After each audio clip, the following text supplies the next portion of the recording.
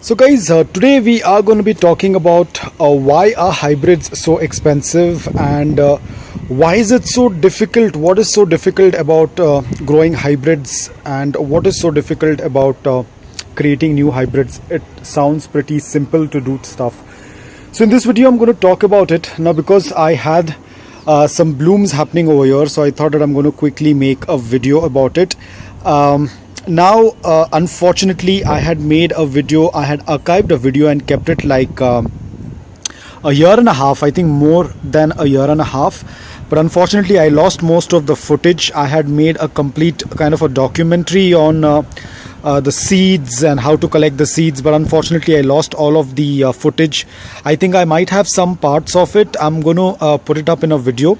Probably in the next video I'm going to share a little bit knowledge about what I have heard and what I have learnt about the blooms and how to collect the seeds. Probably I'll have a picture of the seeds, but I don't have the process of taking out the seeds. But once now this is the bloom that I have left it aside. You know that I don't leave the blooms, I cut them off, but I wanted to make a video on this to show you how the seeds can be collected. Unfortunately that footage is lost, so I'm waiting for this.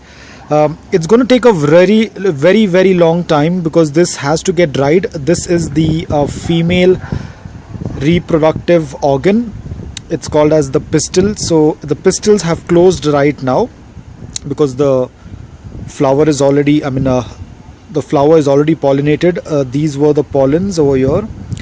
I'll share the picture on the side, you will be able to see, because I had taken a picture earlier, but now the pollens have all gone off. Probably with the help of the insects or with the breeze, the pollens tend to spread. So they have already reached into the pistil, because you can see the pistil is now closed. Both of the pistils are closed. So at this point of time guys, you cannot cross-pollinate a succulent. The pistil has to be open. That is why you might have noticed people using plastic, small plastic packets to cover the bloom so that it does not get pollinated. It's a very difficult task. Now if you're going to try and pollinate this, it's not going to happen because the pistil is already closed, which means it's like basically you're trying to enter a room which is closed. I can't get any better example than that. So it's completely closed.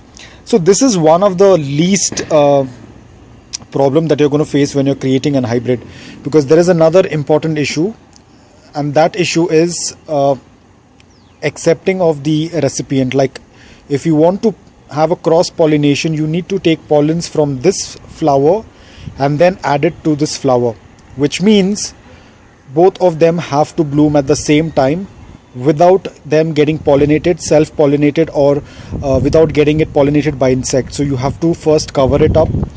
The most difficult part is to have two of the succulents blooming at the same time. So you can imagine that is the biggest hurdle when you're going to start.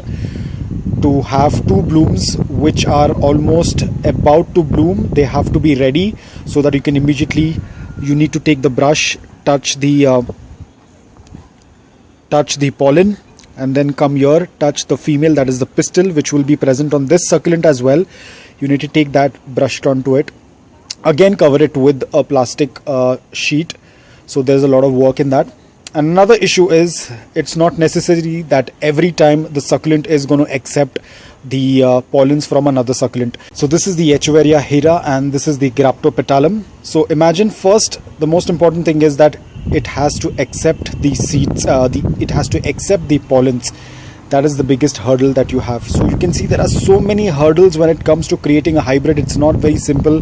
That is why hybrids are so expensive, because it takes a lot of your time. You cannot have it immediately happening. Now, first and the most important thing, this plant has to accept, or this plant has to accept whichever you're planning to cross pollinate. They both have to accept the pollens. Secondly, they both have to bloom at the same time, which is the most difficult part. It's not necessary that it's going to bloom at the same time. You cannot delay it for a minute, because if you're going to delay it, then the flower will get self-pollinated, because all of these succulents have the male and the female reproductive organs on the same flower. So you cannot waste a lot of time. The moment it opens up, you have to do the cross pollination. So you can imagine how much of hard work and how much of determination, how much much of dedication you require to do that. It is very, very difficult, and that is just the tip of the iceberg. After that, you have to wait for the pistil to dry. After it dries, you have to then sow the seeds. After sowing the seeds, it's going to take another 6 to 7 months for it to germinate. In between that, if things go wrong, the seeds will not germinate. If they germinate, it is going to take around 6 to 7 months, sometime even more. After that, they are going to grow like an half an inch. Probably in 1.5 year to 2 years, they would be like probably 1 to 2 inches. Again, if they have been taken good care, otherwise it is not going to work out. The cross pollination might get spoiled or might get destroyed. At times, even after pollinating, the flower tends to dry. It does not give out any seeds.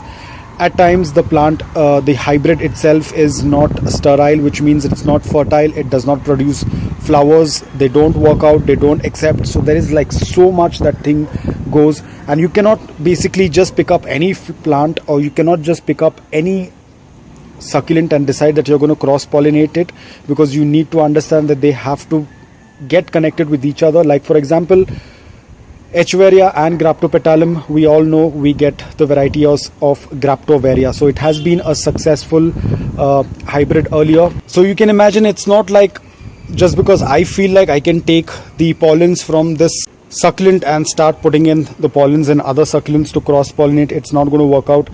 There has to be a proper genus. There has to be it has to get cross-pollinated between different genus. Like over here we have Echeveria and we have Graptopelaum. So Graptopelaum and Echeveria, there are hybrids which are called as Graptoverias. So ideally they should accept the pollens and there should be a new variety. But again, this is all we can just think about, because it's very, very difficult to cross-pollinate it. And apart from that, let's say that you did hit the jackpot. You happen to have two blooms together and they are the correct recipients, but the next thing is that the mealybugs, our succulents often get affected with mealybugs. So imagine you also have to work and control the mealybugs, at the same time protect the bloom from getting destroyed. So there is so much that goes into it.